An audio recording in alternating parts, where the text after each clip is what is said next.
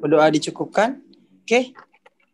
Mungkin ada yang mau ditanya dulu sebelum kita masuk materi baru. Ini kita udah masuk ke trade company ya. Jadi bagaimana kita melakukan recording dari jurnal nanti sampai dengan pembuatan worksheet dari laporan keuangan untuk perusahaan dagang.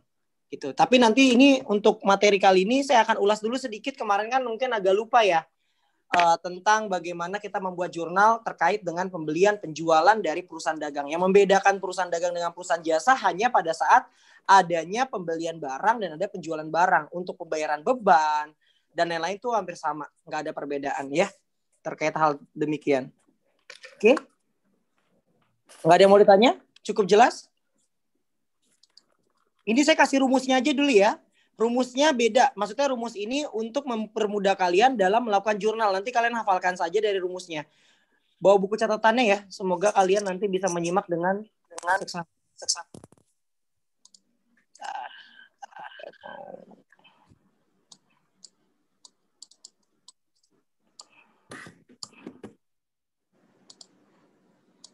Oke.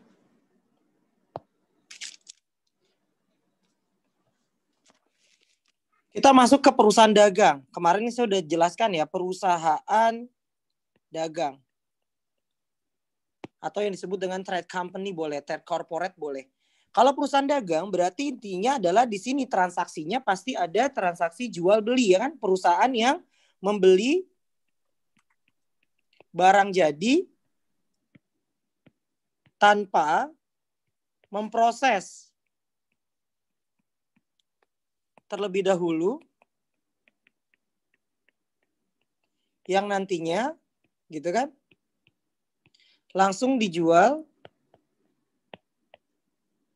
kepada customer. Itu yang dimaksud dengan perusahaan dagang. Berarti perbedaan dengan perusahaan jasa di sini ada yang disebut dengan inventory atau persediaan. Kalau kita bahas tentang persediaan, berarti di sini apa sih yang dimaksud dengan persediaan? Kita pengertian dulu dari persediaan. Persediaan ini adalah yang dimaksud dengan current asset. Current asset. Termasuk dalam golongan current asset. Maksudnya adalah inventory, berarti di sini termasuk dari harta lancar. Yang dimana masa penggunaannya kurang dari 1 tahun turnover-nya. Maksudnya gimana? Ya pasti kalau kita beli barang, kita tujuannya adalah untuk menjualnya kembali dalam jangka waktu kurang dari 1 tahun. Itu yang dimaksud dengan inventory. Nah, tapi inventory ini berbeda tiap perusahaan. Contoh, kita nggak bisa samakan ya inventory setiap perusahaan itu sama. Kalau kita misalkan di sini ada perusahaan bentuknya adalah Toyota, berarti inventorinya adalah vehicle atau kendaraan tersebut, yaitu berarti berupa mobil, suku cadang, dan lain-lain. Tapi kalau kita samakan dengan misalkan perusahaan ini bergerak misalkan Tamrin deh.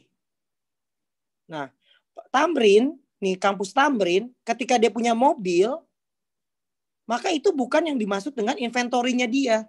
Karena penggunaan mobil di Tamrin ini misalkan buat untuk sarana marketing. Berarti mobil di Tamrin merupakan disebut dengan non-current asset atau disebut dengan fixed asset. Harta tetap. Jadi kalian harus bisa membedakan how to difference about the vehicle yang ada di dalam Tamrin dengan mobil yang ada di dalam Toyota. Kalau Toyota ini termasuk dari inventory. Emang karena kenapa inventory? Karena memang jual belinya di Toyota tersebut adalah mobil tersebut. Tapi kalau misalkan di Tamrin ini mobil tersebut penggunaannya bukan bukan diperjualbelikan, tapi sebagai sarana untuk digunakan sebagai penunjang operasional dalam mencari keuntungan. Salah satunya adalah untuk mencari marketing kan gitu ya, untuk mencari mahasiswa. Itu yang dimaksud dengan perbedaan antara inventory dengan fixed asset. Jadi walaupun sama-sama mobil, tapi penggunaannya beda, itu beda penggolongannya. Kalau yang di sini dimaksud dengan fixed asset, kalau mobil yang di ada Toyota itu dimaksud dengan inventory. Nah itu ya, secara garis besar apa yang dimaksud dengan inventory. Nah berarti kalau perusahaan dagang maka alirannya adalah ada yang dimaksud dengan pembelian, ada yang dimaksud dengan penjualan. Nah ini saya kasih rumus. Di mana sistem pencatatannya ada dua, yaitu sistem pencatatan secara periodik dan ada sistem secara perpetual. Yang dimaksud sistem secara periodik berarti di sini sistem pencatatan yang tidak secara langsung. Yang tidak secara langsung berarti recording indirect have the effect from the inventory ya. Jadi pencatatan ini yang tidak secara langsung mempengaruhi arus inventory. Yang tidak secara langsung mempengaruhi arus inventory gitu ya. Pada saat barang masuk dan keluar. Nah, itu pengertian dari periodik. Sedangkan kalau perpetual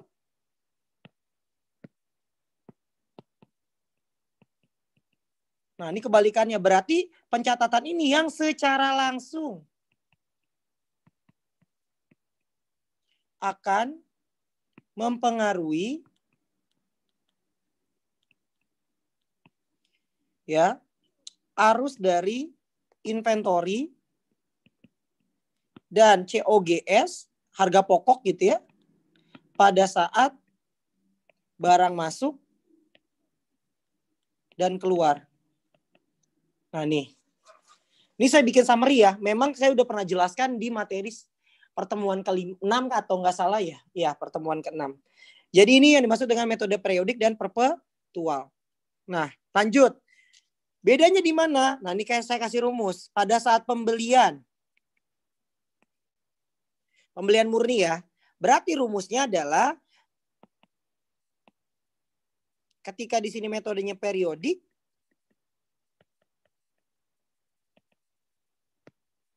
maka rumusnya di sini kita mencatat sebagai purchase. Pada apa? Kalau bayar secara tunai pada cash, kalau bayar secara kredit nanti akan dicatat sebagai account payable. Ini rumusnya. Ya. Sedangkan kalau metode perpetual karena tadi dia mencatatnya langsung mempengaruhi akun inventory, maka pada saat di sini pencatatan maka dia akan dicatat sebagai inventory pada cash atau account payable tergantung pembayaran. Nah, yang kedua, bagaimana ketika ada pembelian adanya diskon? Ini saya kasih rumusnya aja ya. Untuk ngulangnya kalian bisa lihat di pertemuan 6 kemarin. Pertemuan 6 atau pertemuan 7 gitu. Nah, bagaimana ketika ada diskon pembelian? Ketika ada diskon pembelian, maka ketika di sini menggunakan metode periodik karena tadi tidak secara langsung mempengaruhi inventory, nanti di sini dicatatnya sebagai adanya purchase, terus ada cash, ada yang disebut dengan purchase diskon. Ini saya udah mulai pakai bahasa asing ya, atau bahasa Inggris ya, untuk akunnya. Karena supaya kalian terbiasa. Purchase adalah pembelian. Ya ngerti ya, kalau purchase adalah pembelian ya. Sedangkan inventory adalah persediaan, maksudnya gitu. Nah, bagaimana ketika di sini menggunakan metode perpetual? Ketika ada diskon, dia maka harus mempengaruhi secara langsung dari akun inventory.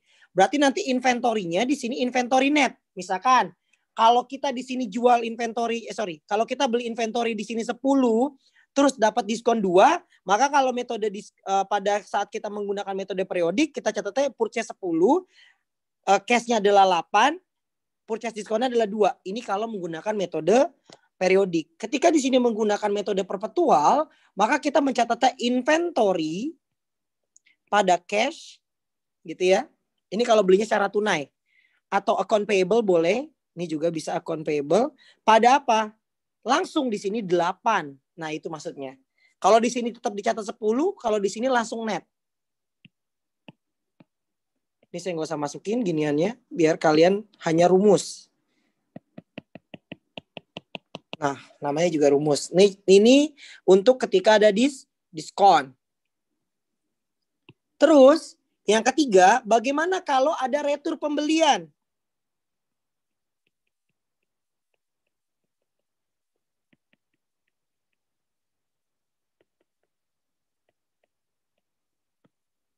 Ketika ada retur pembelian, maka kita mencatatnya sebagai apa dulu? Cash atau account payable? Pasti ya. Maksudnya gimana? Kalau kita misalkan beli barang, terus barang kita kembalikan, maka cash kita akan bertambah atau utang kita akan berkurang. Gitu loh. Contoh, misalkan kalian beli di Shopee. Beli apa? Misalkan beli alkohol. Misalkan kalian beli alkohol. Ya, alkohol ini kalian beli. Ternyata alkohol ini udah segelnya udah rusak. Harganya 12.000. Nah, pada saat kalian kembalikan ke Shopee, otomatis koin Shopee kalian akan bertambah lagi ke 12.000. Akan balik kan? Itu yang disebut dengan cash-nya akan bertambah kembali. Atau kalau misalkan kalian belinya pakai Shopee Pay Later, atau yang disebut dengan utang, kalian kan ngutang dulu, maka Shopee Pay Later-nya akan minus, atau yang disebut dengan utangnya akan berkurang. Nah, itu yang dimaksud dengan account payable berkurang. Makanya di sini kita catat cash atau account payable pada purchase return. Nah, ini rumus. Sedangkan kalau menggunakan metode perpetual, ininya sama, cuman kita di sini nggak ada purchase return, tapi di sini kita tulis sebagai inventory. Ya. 4. Bagaimana kalau misalkan di purchase tersebut ada ongkos kirim? Ada tambahan ongkir gitu ya. Berarti ongkir ini kita udah tahu ya, ada 2 metode. Yaitu ada yang disebut dengan shipping point, ada yang disebut dengan destination point. Kemarin sudah jelasin, kalau shipping point berarti ongkos angkut ini ditanggung sama siapa? Ayo coba. Kalau shipping point berarti ditanggung sama siapa kemarin? Pembeli. Shipping point ditanggung sama pembeli. Ya, betul. Berarti kalau ditanggung sama pembeli, bedanya gimana? Berarti barang itu sudah bisa diakui oleh pembeli walaupun barang belum diterima. Jelas? Misalkan, saya contohkan lagi. Kalian beli di Shopee. Tanggal 1 bulan 5. Alkohol. Kalian nyampe barangnya ini tanggal 5 bulan 5. Berarti udah 4 hari kemudian. Kapan kita melakukan pencatatan? Kita melakukan pencatatan ini pada saat barang tersebut kita bayarkan dari tanggal 1 bulan 5. Sedangkan kalau menggunakan destination point, berarti ini menjadi tanggung jawabnya si penjual. Dengan kata lain, nanti penjualnya yang membayar ongkir tersebut. Berarti bagaimana jurnalnya? Nih. Kalau kita menggunakan shipping point, dengan menggunakan di sini periodik, maka jurnalnya adalah purchase, ada freight expense, baru pada cash atau account payable. Karena shipping kita yang nanggung. Sedangkan kalau di sini kita menggunakannya adalah perpetual, maka rumusnya adalah inventory langsung pada cash atau account payable. Kenapa freight-in nggak ada? Atau freight expense nggak ada? Karena inventory-nya tersebut sudah gabungan dengan ongkos kirim. Nah, itu bedanya. Contoh, kita beli tadi alkohol. Mumpung di sini ada alkohol saja. Saya promosiin alkohol dulu nih. Ada alkohol harganya 12.000. Terus ongkir 9.000. Kalau shipping point berarti kita yang bayar menjadi 19.000 kan tadi kan 21.000. Tadi kan alkoholnya 12.000, ongkirnya 9.000, berarti 21.000. Nah, berarti bagaimana kalau menggunakan metode periodik? Purchase-nya adalah 12.000, freight expense-nya adalah 9.000, berarti cash yang kita bayar adalah 21.000 atau utang yang kita tambahkan adalah 21.000. Nah, kalau menggunakan metode perpetual, maka nanti inventory-nya langsung sejumlah 21.000 dari alkohol tersebut. Jelas? Mudah-mudahan jelas ya. Kalau kalian nggak ngerti tolong ditanyakan ya. Jangan diam-diam aja gitu loh. Ini kan kalian online. Maksudnya biar kalian takutnya ketika kalian masih bingung gitu kan, mau ditanyakan gitu ya. Jangan sampai. Selalu sebentar.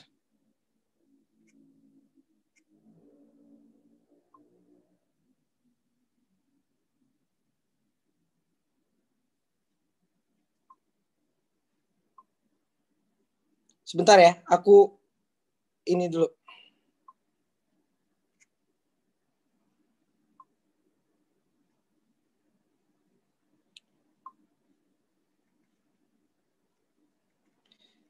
Sebentar ya, Dek.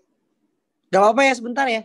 Ada penting banget ini soalnya. Iya, Pak, nggak apa-apa. Sambil kalian cerna dulu deh. Berarti kalau destination point bagaimana tuh jurnalnya? Coba, ada yang bisa gak? Ayo, coba gimana kalau destination point? Ongkos kirim ditanggung sama si penjual. Berarti gimana kita sebagai pembeli? Ayo.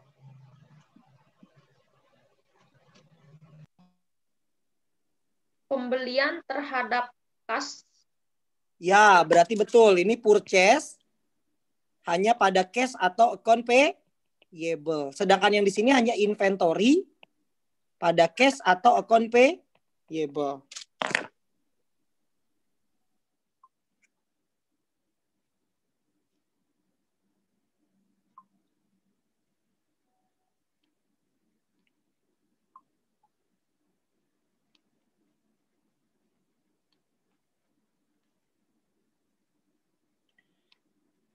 Sebentar ya, ini ada yang kerjasama nih. Nih, kelihatan gak sih? Jadi ini ada kerjasama dari sekuritas sekuritas Sinarmas. Dia mau melakukan kerjasama dengan Universitas SMA Tamrin.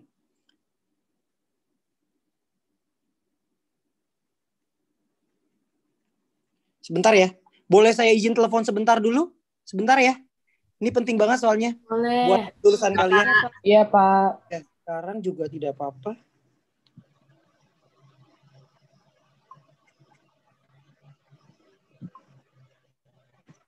Kalau saya lagi nungguin telepon. Sambil nungguin telepon kita lanjutin dulu, nggak apa-apa deh. Nah, oke. Ini tadi sudah pembelian. Nah, kalau penjualan berarti bagaimana? Sekarang kita masuk ke penjualan.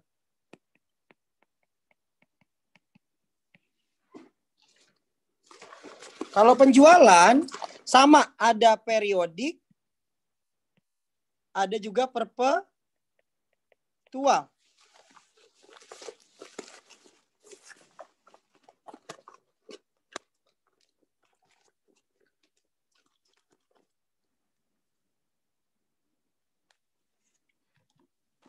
Ada periodik, ada perpetual. Ketika kita sebagai penjual, maka kalau menggunakan metode periodik, tadi kan kita tidak secara langsung akan mempengaruhi inventory ya. Jadi kita nanti tidak akan mencatat inventory yang keluar. Berarti seperti biasanya kita melakukan penjualan seperti biasa. Berarti ada cash atau account receivable. Ini maksudnya cash itu kalau bayar secara tunai ya. Sedangkan kalau bayar secara kredit kita masukkan ke dalam account receivable atau piutang. Cash atau piutang. Ini tergantung sistem pembayaran. Terus pada sales ini adalah penjualan. Ya, jadi cash pada sales. Misalkan kita jual 10 juta, berarti cashnya 10 juta, penjualannya 10 juta. Sedangkan kalau menggunakan metode perpetual, tadi kan rumusnya adalah kita secara langsung akan mempengaruhi akun inventory dan COGS. Berarti nanti ada cash, ada sales, tapi ditambahkan informasi terkait dengan barang yang keluar. Barang keluar berarti adalah harta. Harta berkurang di sebelah mana? Kredit. Maka kita tulis ada COGS. COGS itu cost of goods sold atau yang disebut dengan harga pokok penjualan. Ya, harga pokok penjualan. Maksudnya gimana? Kita misalkan tadi jual 10 juta. Harga pokoknya berapa? 8 juta. Oh, berarti cash pada sel 10 juta, harga pokoknya tadi 8 juta, COGS pada inventory. Halo, selamat pagi. Assalamualaikum. Iya, Pak. Iya, betul, Pak. Iya, Pak. Enggak sih, Pak. Ya, ada bisa kami bantu, Pak?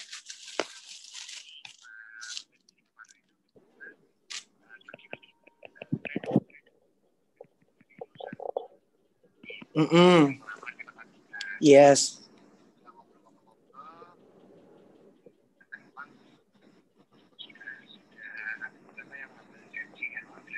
Iya Pak, karena memang kampus kami itu kan punya laboratorium tersendiri dan sudah kerjasama juga lembaga sertifikasi Pak. Jadi bisa mengadakan sertifikasi di kampus juga.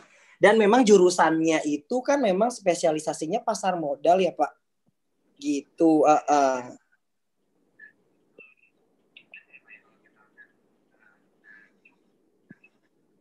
Bisa saja sih Pak, memang itu yang kami mau untuk, maksudnya dengan kata lain kami welcome banget Pak untuk kalau misalkan dari sekuritas ini mau melakukan kerjasama. Nanti mungkin kami juga bisa fasilitasi ketika Bapak mau adanya open recruitment di kampus juga nggak masalah Pak, misalkan seperti itu. Misalkan nanti kalau udah corona udah nggak, ya misalkan ya Pak ya, nanti misalkan Bapak mau juga hiring kampus boleh gak Pak? Boleh, kami welcome banget sih Pak untuk masalah kayak gitunya.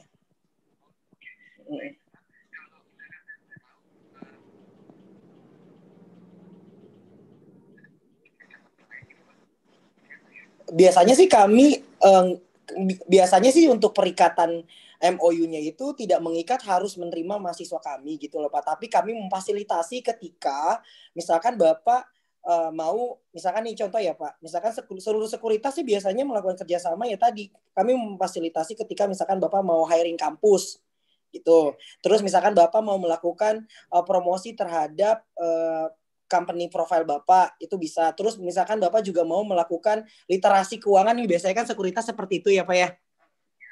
Begitu. Kami memfasilitasi untuk masalah seperti itunya juga gitu. Biasanya kayak begitu. Oh, udah sekitar 15 tahun berarti Pak. Karena ini udah angkatan hampir ke, iya betul. Sudah satu angkatan untuk analis efek kira-kira sekitar 150-an deh. 150 sampai. Tapi kan memang tapi alhamdulillah sih Pak untuk masalah lulusan alumnisnya sih alhamdulillah sudah, kalau dibilang ya Pak udah terserap semuanya di pasar gitu loh Pak.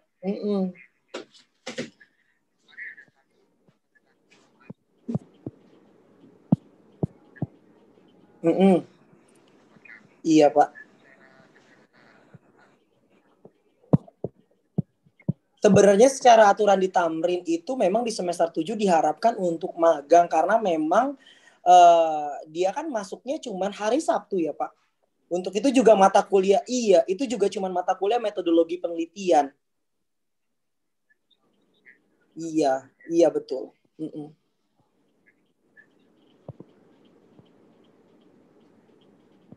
Bisa sih Pak sebenarnya kalau untuk masalah seperti itu, betul. Karena memang kan kami prioritaskan untuk semester 5. Semester 5 itu minimal sudah punya lisensi WPPE Pak.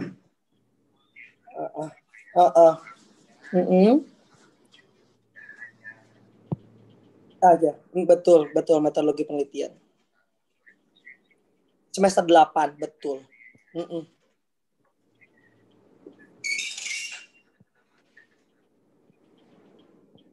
Iya.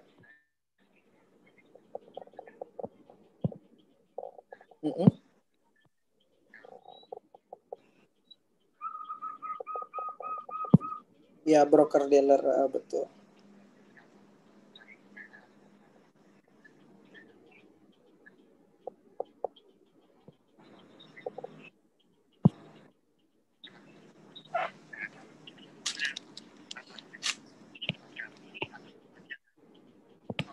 Oke.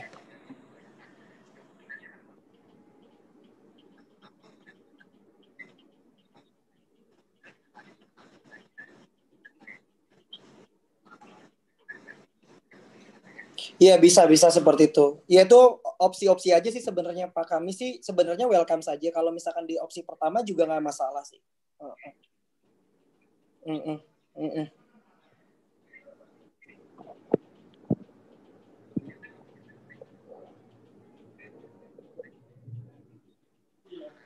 Maksudnya cakupan mana nih Pak? Cakupan kampusnya. Oh, kalau ini kan kita kan ini, ya beragam sih Pak. Kalau misalkan tadi untuk lulusan kami gitu ya, maksudnya lulusan Universitas SMA Tamrin ini, memang kalau untuk analis efek itu udah hampir tersebar juga di seluruh Indonesia karena kan cabang-cabang juga banyak tuh Pak.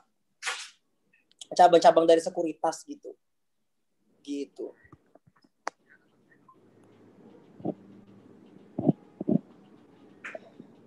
Oh nggak masalah sih Pak kalau untuk masalah kayak gitu.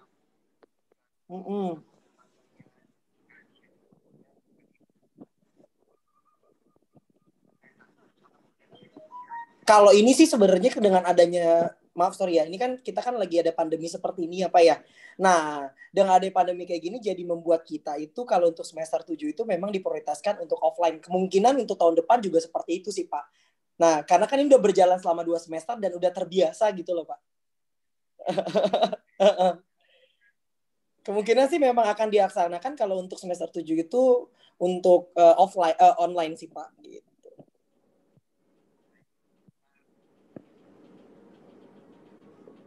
Ada sih Pak, ada siap. Oke, tapi ya sama nanti saya minta penanggung jawab dari sana dan alamatnya yang jelas gitu ya Pak. Maksudnya biar nanti kita masukkan juga untuk di draft MOU-nya gitu. Jadi langsung iya siap.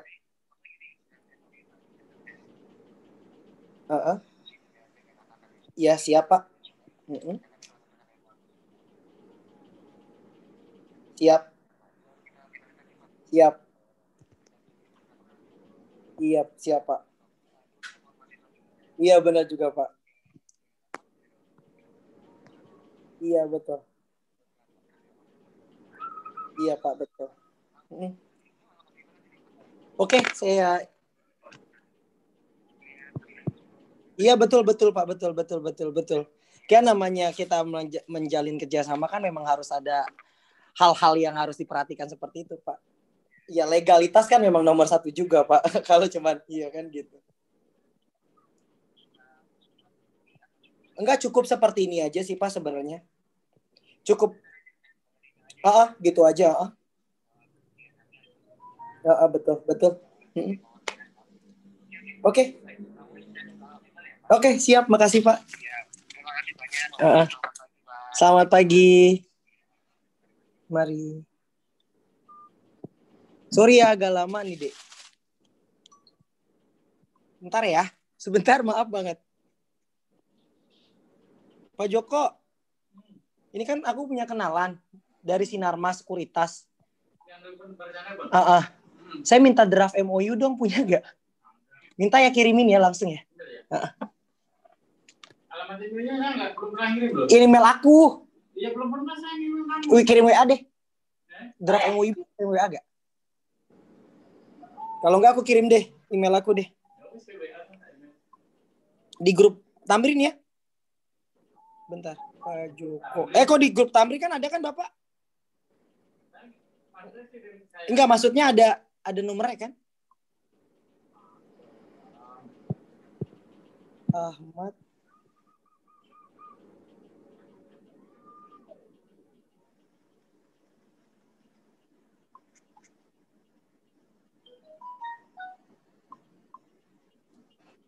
Siap. Bentar. Sebentar ya, Dek. Bentar banget, Dek. Duh, saya lagi ngajar juga nih. Tapi kan demi kepentingan kalian juga ini.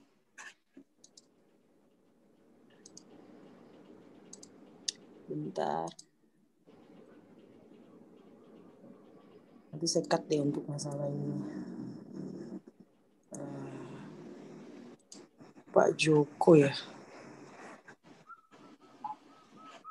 Gmail. Ahmad 91 ini. Ke situ aja dulu. Oke, nonton ya. Tapi nanti Mas Terus ubah sendiri ya. Iya, ya Allah, segitunya banget. Isinya sama. Isinya apanya sama?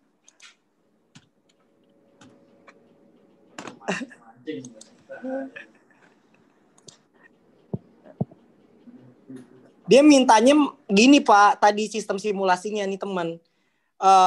Kalau bisa magangnya itu nanti semester 7. Nanti misalkan 6 bulan. Habis itu kan mereka dikembalikan lagi. Habis itu nanti dikasih opsi mau lanjut lagi kerja atau enggak setelah deskripsi gitu. Setelah skripsi, kan skripsi dulu.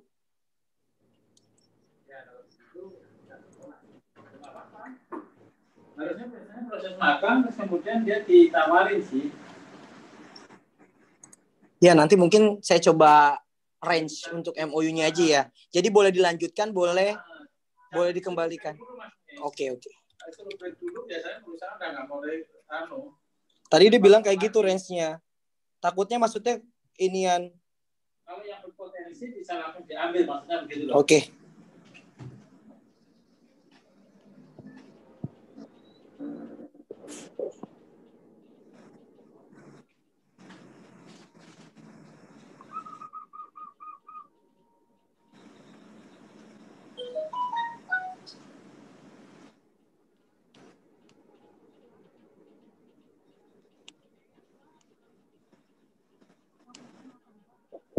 Iya Bu, nanti.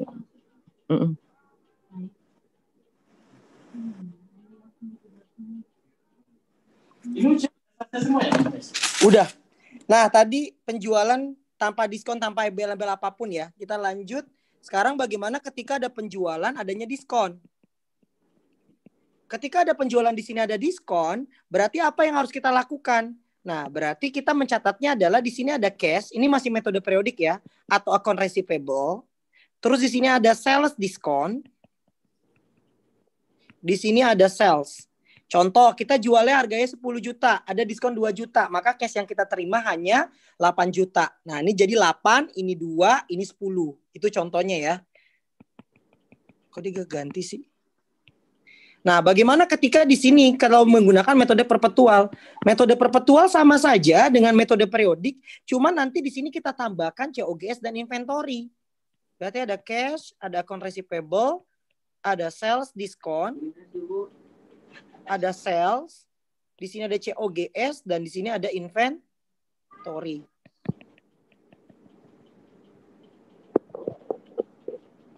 Dah. Terus yang ketiga, ketika ada penjualan, ada retur. Penjualan retur ini berarti kita sudah menjual barang, tapi barang kita dikembalikan lagi sama si pembeli. Nah, bagaimana kita melakukan pencatatannya? Nah, nih. Periodik dan perpetual sama. Berarti kalau di sini kita catat barangnya kan tadi kan akan masuk lagi, tapi ketika menggunakan metode periodik maka kita tidak akan mencatat inventory tersebut. Berarti di sini kita tinggal balik, yaitu disebut dengan sales return pada AR atau enggak cash. Kenapa AR-nya berkurang atau cash-nya berkurang? Karena tadi barang yang kita beli dikembalikan kembali. Barang yang kita jual dikembalikan sama pembeli kembali. Intinya gitu ya. Ini juga sama, sales return pada AR, account receivable atau piutang, atau cash, tergantung metode pembayaran ya. Nah, tapi ketika menggunakan metode perpetual, nanti di sini akan masuk kembali inventorinya. Kenapa masuk lagi? Karena barangnya dikembalikan terlebih dahulu ke kita gitu loh. Berarti COGS-nya akan berkurang juga. Yang keempat, bagaimana ketika di sini adanya biaya ongkir? Sama ya, ketika di sini shipping point, di sini destination. Di sini ada periodik, di sini ada perpetual. Bagaimana jurnalnya? Ketika shipping point, maka kita jurnalnya seperti biasa saja. Ada cash atau account receivable pada sales. Kenapa ongkirnya tidak dicatat? Karena ongkirnya menjadi tanggung jawab si pembeli. Sedangkan metode perpetual, ininya sama, idem, tapi ditambahin COGS dan inventory. Nah, ini rumusnya. Idem itu maksudnya sama dengan ini ya. Tapi ditambahin COGS dan inventory. Sedangkan kalau di sini destination point, karena ongkir ini kita yang bayar, maka nanti di sini ada cash, ada freight expense, ini sama ya, beban angkut gitu maksudnya, pada sales. Sedangkan yang di perpetual, ini sama. Ini idem, cuman ditambahin lagi tadi COGS dan inventory. Nah itu. Itu terkait dengan bagaimana kita melakukan pencatatan dengan menggunakan metode periodik dan perpetual terkait dengan penjualan dan pembelian. Ini rumusnya ya, rumus bakunya seperti ini. Oke, cukup jelas, Dek? Jelas ya, nanti coba kalian. Pak. Oke, udah. Oke. Pak. Nah, coba apa? ulang di destination, Pak. Ya, kalau destination Berarti kan karena tadi kita ongkos kirim kita yang nanggung. Ongkos kirim kita yang nanggung. Berarti contoh kita ada penjualan 10 juta, ongkos kirim 200.000. Berarti di sini salesnya tetap 10 juta, ongkos kirim kan 200.000, maka cash yang kita terima hanya 9.800.000 gitu. Contoh. Nah, bagaimana ketika di sini perpetual? Ininya sama yang idem yang di sini, cuma ditambahin COGS sama inventory. COGS dan inventory ini berarti harga barang pokok kita. Harga barang pokok contohnya misalkan harga barangnya ada 8 juta. Maka nanti cash-nya adalah 9.800.000, freight expense-nya 200.000, sales-nya 10 juta, COGS dan inventory-nya adalah 8 juta. Tadi kalau misalkan harga pokoknya tersebut 8 juta. Nyambung tadi siapa yang nanya? Di depan, Pak. Nyambung, Pak.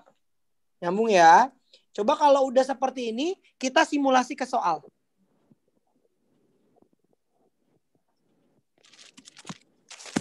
Kita simulasi ke soal. Aku lagi. Nanti mau ke inian Pak Joko.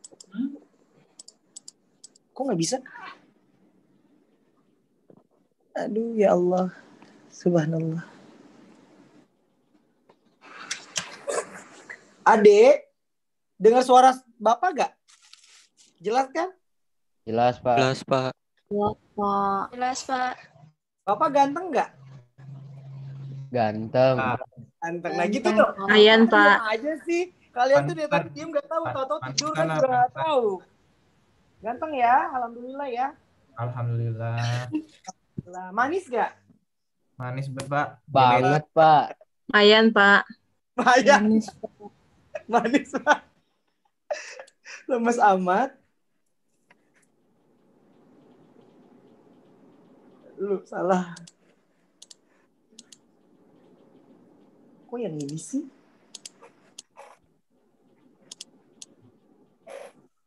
Oh ini.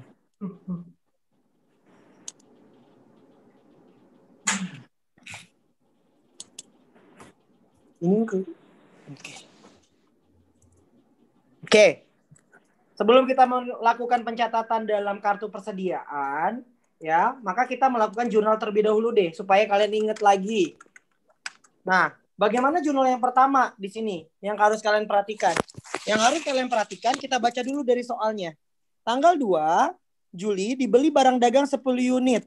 10 unit dari toko Anda suka sebesar 3 juta dengan syarat. Kalau ada syarat berarti pembelian syarat tunai atau kredit?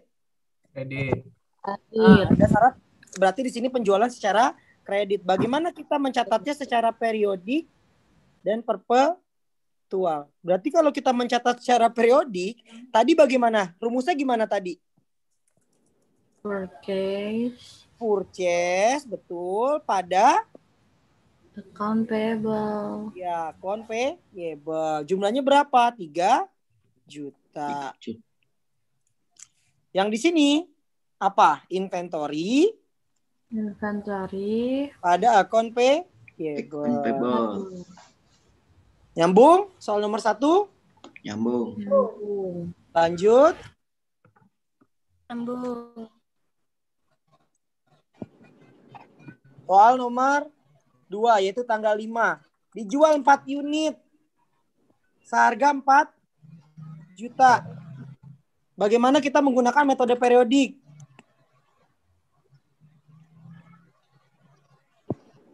Tadi gimana rumusnya? Dicatat gak? Berarti bagaimana kalau kita jual secara kredit? Akun receivable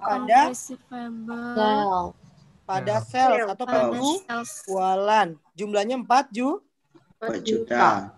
Sedangkan yang ini akun receivable pada sales 4 juta tapi ditambahin apa? Tadi saya udah bilang kalau metode perpetual COGS.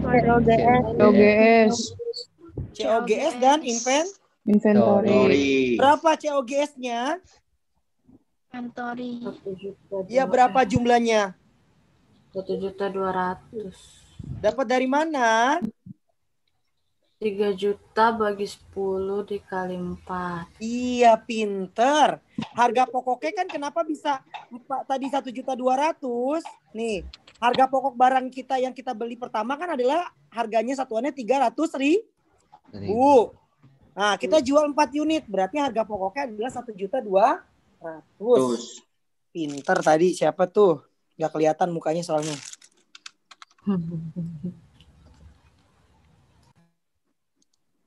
Lanjut, dikirim kembali barang yang telah dibeli. Berarti di sini masuk ke sales return atau purchase return. Ayo, sales return atau purchase return? Kirim Purchase. purchase. Ya, berarti kalau purchase return gimana? Periodik. Account payable. Account payable. Ya, account payable. Kenapa account payable? Karena tadi kita belinya secara Kredit. kredit pada purchase return jumlahnya 600.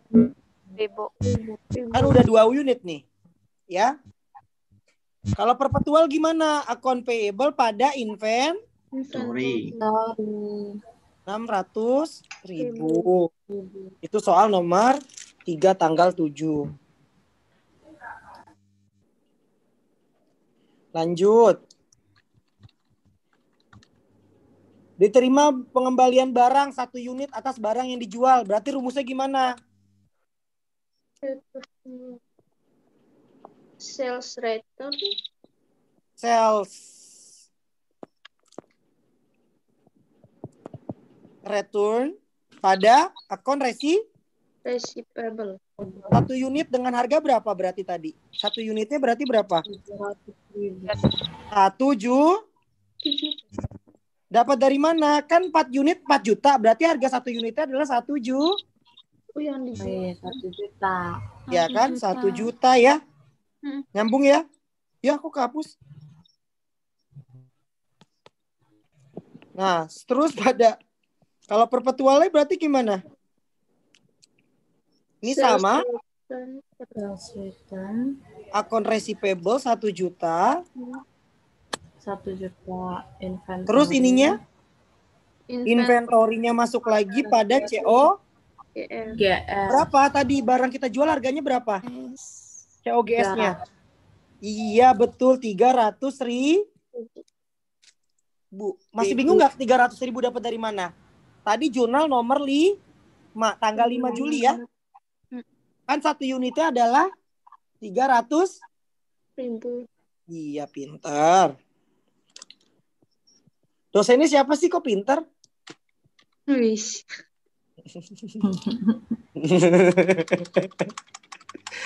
Ketawa mulu nih. Ketawanya kayak ketawa orang ngantuk kayak bangun tidur tau gak? Gak ceria. antara ketawa-ketawa bahagia atau ketawa-ketawa ngeledek saya juga nggak tahu kalau itu. Lanjut. Periodik perpetual lagi. Dibeli barang 10 unit dengan harga 4 juta. Berarti bagaimana tadi? Purchase pada cash. Iya, pada cash nilainya adalah 4 juta. 4 juta. Kalau yang perpetual gimana? Inventory pada cash 4 juta. Nyambung? Nyambung. Lanjut.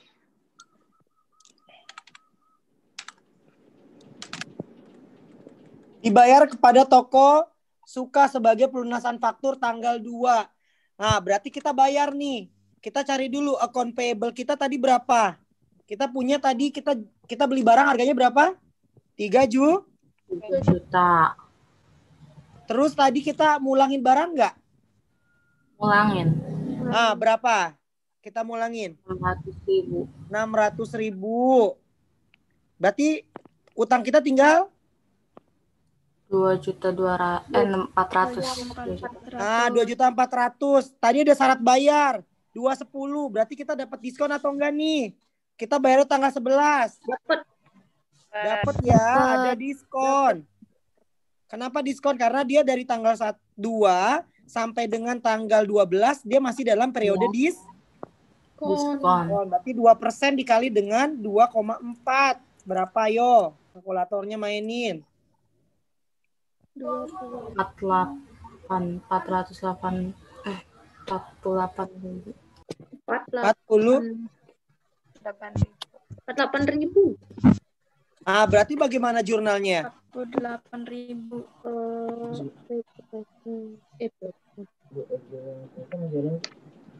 Berarti bagaimana jurnalnya?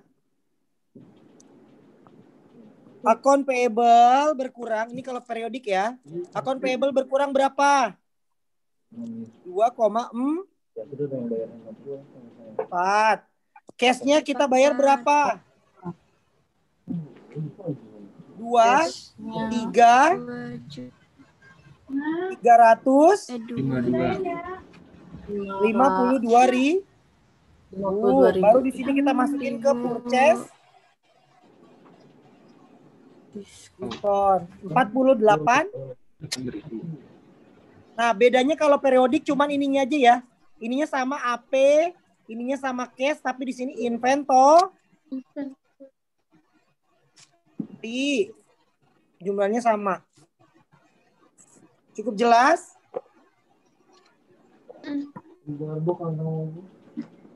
Jelas tidak?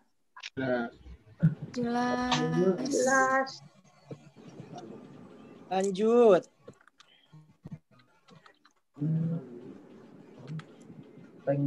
Nah, ini juga dibayarkan kepada mana sih tadi udah ya? Ini udah. Terus di sini dijual barang. Tambahin lah 10 unit. Jangan 10 unit. Dijual barang. Tadi kan kita punya barangnya dibeli tanggal 5 unit aja lah. Biar enak. 5 unit. Nah, bagaimana kita jurnalnya di sini? Kita jual barang 5 unit periodik.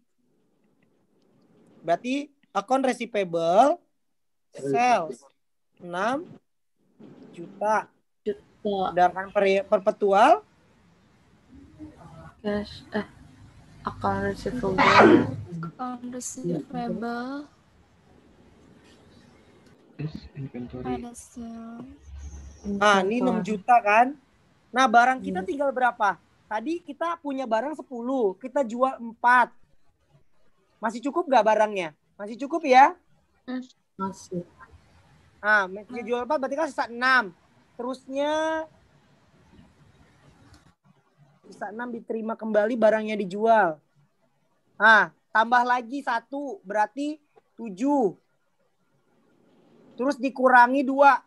5. Berarti masih ada barang yang harganya di 300.000 ya.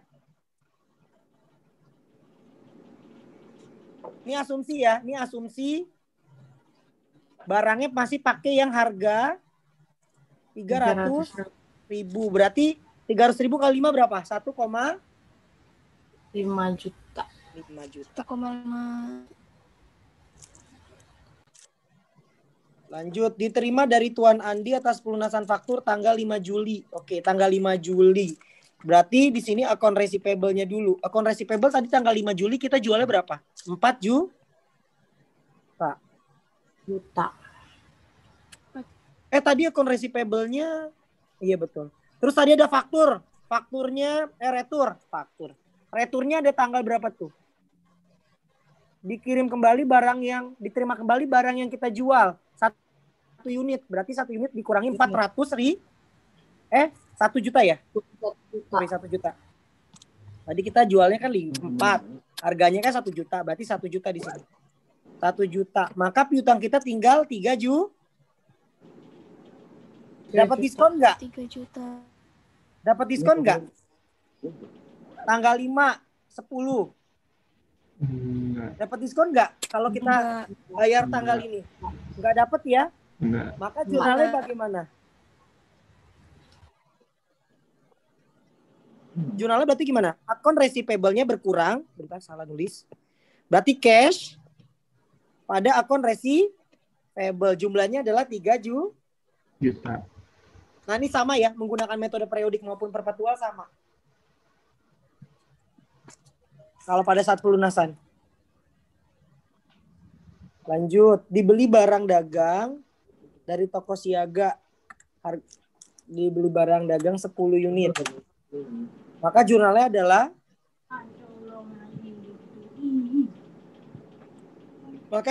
adalah Payable.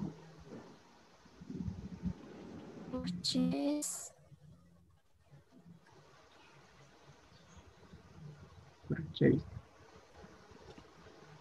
Purchase pada syarat berarti Payable. Pada account payable.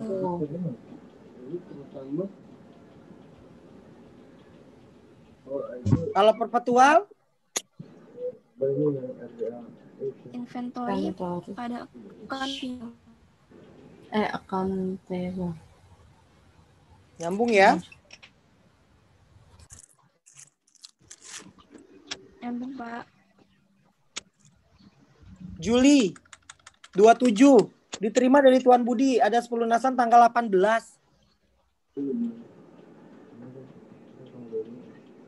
Tanggal 18 berarti gimana? Diterima dari Tuan Budi atas pelunasan faktur, berarti kita cari dulu akun receivable-nya berapa? 18 dijual tadi 6.600.000. Ada retur gak? Ada gak? Enggak. Nggak ada. Dapat diskon nggak? Enggak. Dapat. Kan dari tanggal 18 sampai dengan tanggal 28. 28. Nah, berarti diskonnya berapa? 2%. 2% dikali 6.600.000. Hasilnya berapa?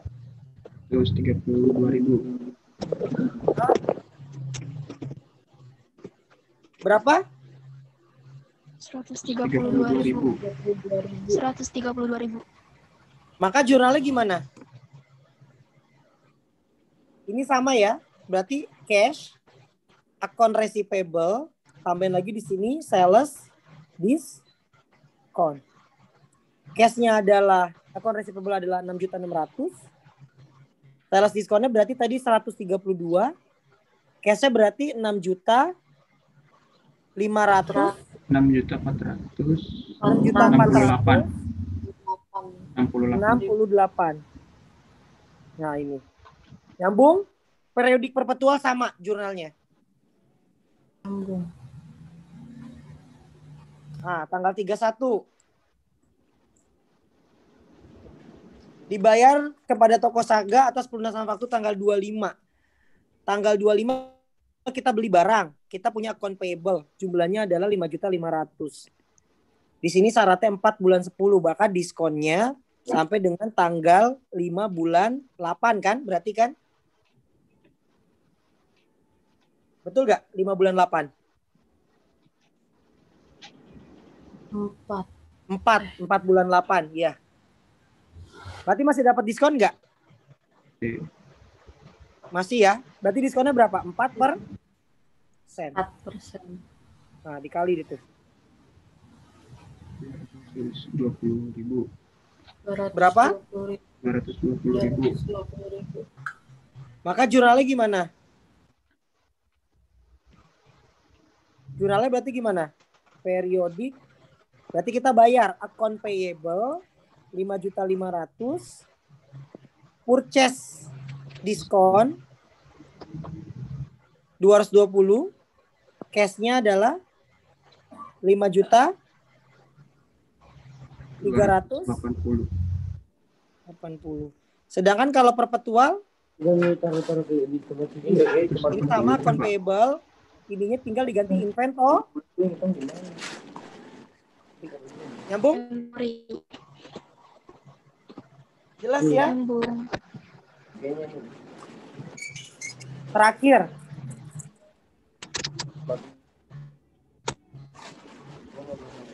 Bayar gaji pegawai.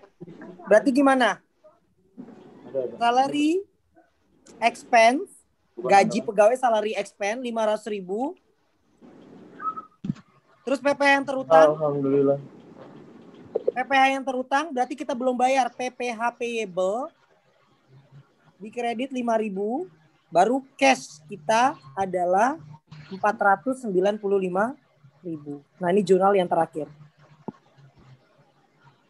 Oke, saya rasa cukup untuk terkait dengan jurnal pembelian maupun penjualan di perusahaan dagang. Habis ini kita masuk how to create about the inventory stock ya. Jadi kita membuat tentang bagaimana dari inventory, kartu persediaan.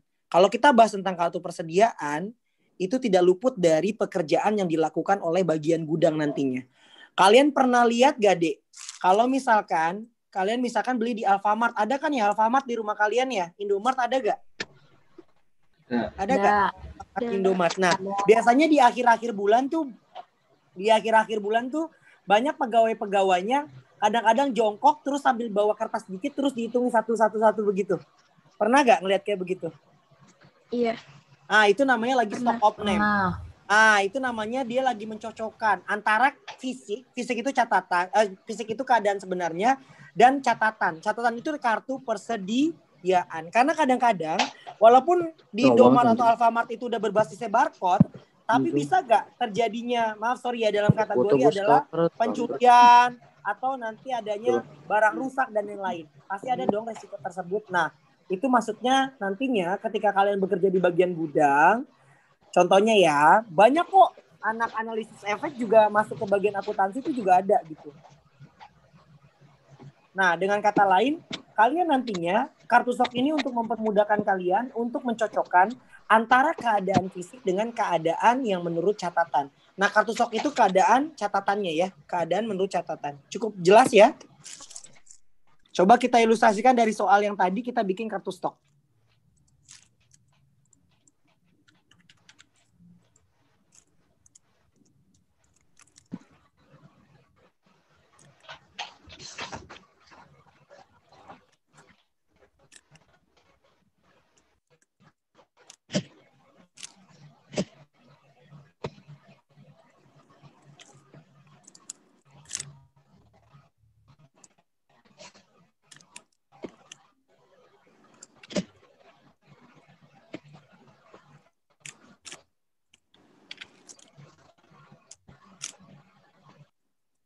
Nah, dalam kartu stok ini kita kenal dengan istilah, ada yang disebut dengan FIFO, ada yang disebut dengan LIFO, ada yang disebut dengan moving average.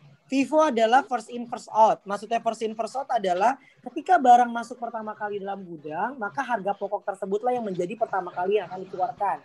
Tapi kalau LIFO adalah last in first out, berarti ketika barang tersebut masuk terakhir kali dalam gudang, maka pada saat pertama kali itulah yang akan dikeluarkan harga pokoknya. Sedangkan kalau moving average, ini berarti metode persediaan dengan menggunakan metode rata-rata ketika nanti kita akan melakukan penjualan. Nah, sekarang kita contohkan dulu untuk dua metode ya. LIFO dan FIFO dulu. Oke. Dari soal yang sama. Bentar.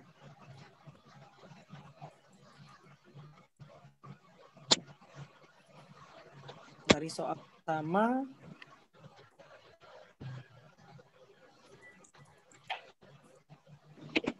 Nah nih, kartu persediaan itu bentuknya kayak gini, ada tanggal, ada keterangan. Pembelian ini bisa kita ganti dengan juga kolom in, masuk. Penjualan ini kita bisa ganti dengan kolom out atau keluar. Nah, contoh. Berarti kita langsung ilustrasi tadi soal yang ini ya. Oke. Dibeli barang dagang tanggal 2 Juli, 2 bulan 7. Pembelian. Berarti barang itu masuk. Berapa unit tadi? 10 unit. Kita masukin ke kolom. Ya, ke kolom unit. Harga barangnya adalah tadi berapa? 300 ribu. Maka harga pokoknya adalah 3 juta totalnya. Kita masukin ke kolom saldo juga 10 unit. 300 ribu. Yes.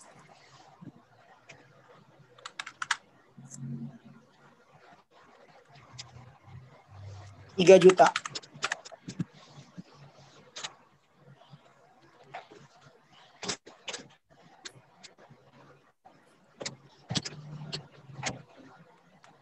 Lanjut. Dijual barang dagang 4. Nah, ada penjualan barang dagang 4. Berarti gimana? Kita masukin tanggal berapa itu? Tanggal 5 bulan 7.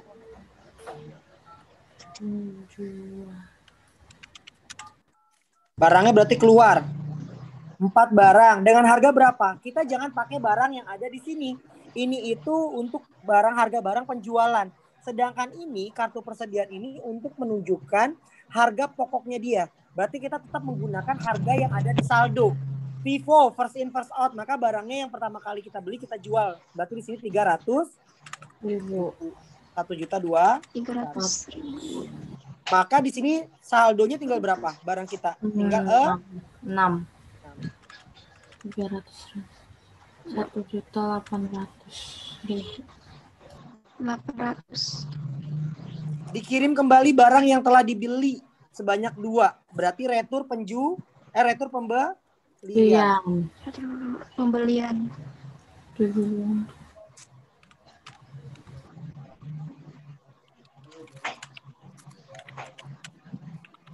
Barangnya berarti keluar lagi kan? Berapa barangnya? 2 ya? 2. 300. 500.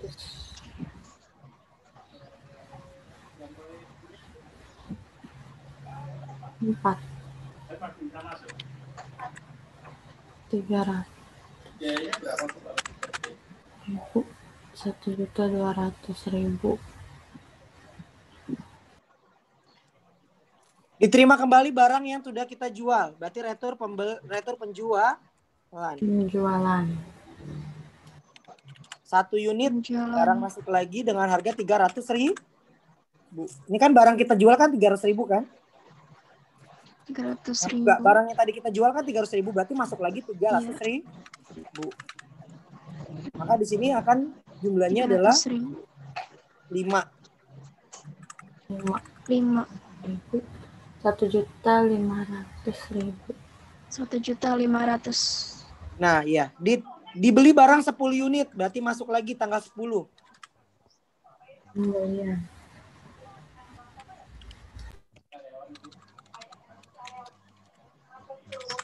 Dengan harga 4 juta, berarti satunya berapa? 400.000. 400.000.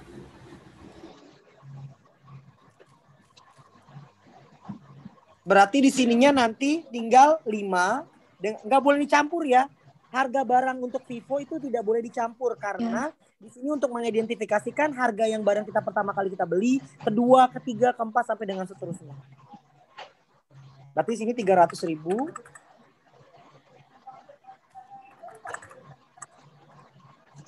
Terus di sini ada yang 10.000, 10 unit dengan harga 400. 4 juta. Nah, jadi saldo kita ada 2.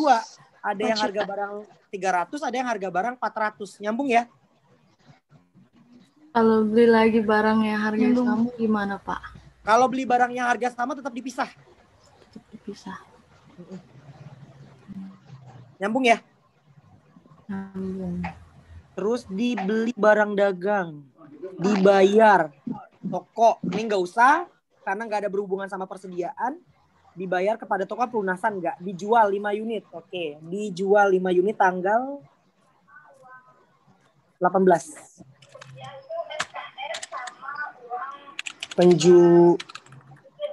Penjualan 5 unit dengan harga, berarti gimana 5 unit tadi saya bilang? First in, first out. Berarti barang yang pertama kali yang kita keluarkan. Berarti yang mana harga barangnya? Kita punya saldo 2 nih. Berarti kita pakai harga yang mana? 300.000. Iya, 300. Yang 300.000. Iya, betul. Maka sisanya tinggal 10 ya. Iya, 10.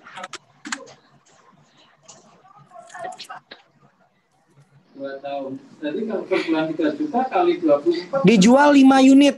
Tadi udah 5 unit ya. 18 diterima nggak usah. Dibeli barang lagi tanggal 25.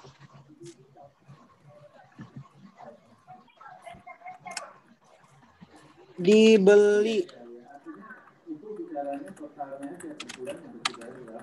Pembelian berapa di sini? 10 unit dengan harga 550.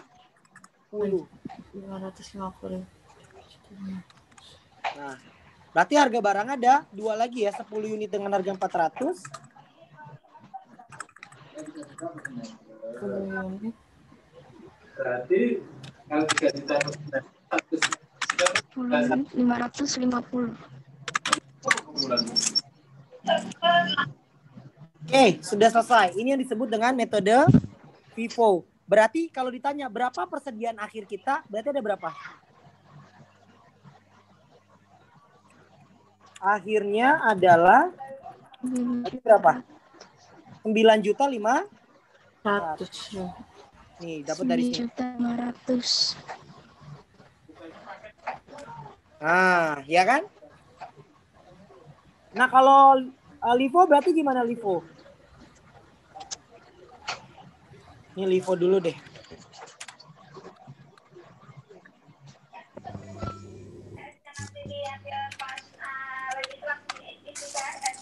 Nah, kalau LIFO berarti gimana?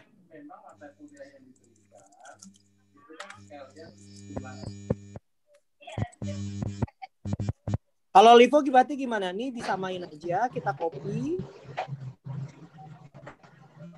Kita copy dulu. Bedanya pada saat adanya penjualan nih. Nah, ini kita hapusin dulu biarin enggak. Nah, berarti pada saat penjualan, tadi penjualannya yang ini masih sama ya. Yang ini kan penjualannya masih sama ya, karena barangnya masih ada sisa satu doang. Nyambung nggak? Last in first out. Kan barangnya yang terakhir masuk, yang kita pertama kali jual. Ya. Tapi karena di sini barangnya cuma ada satu barang doang, harganya 1, maka tetap menggunakan 300. Ini juga sama. Ini juga sama. Nah, bedanya pada saat di sini nih. Pada saat kita melakukan penjualan pada tanggal 18. Kita punya harga barang 2 kan di sini kan? Kita punya barang 2 harga kan? Iya. Nah, Iya, berarti Pak. barang yang terakhir masuk yang mana? 400.000.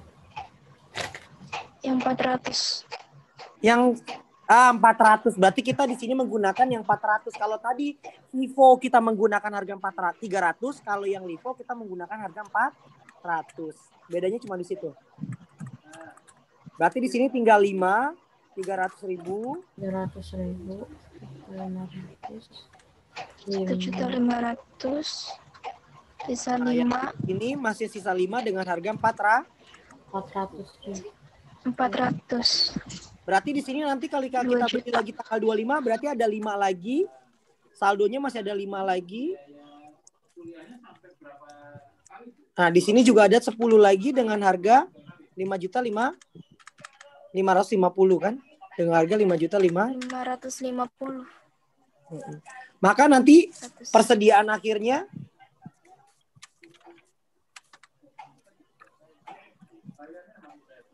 ada 5, ada 10.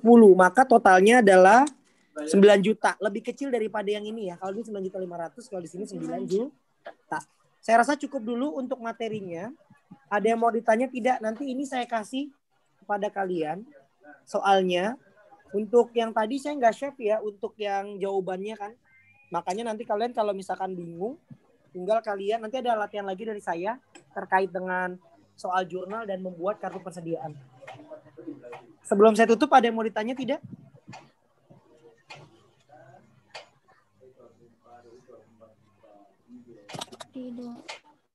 Tidak. Ya sudah, silakan on cam-nya.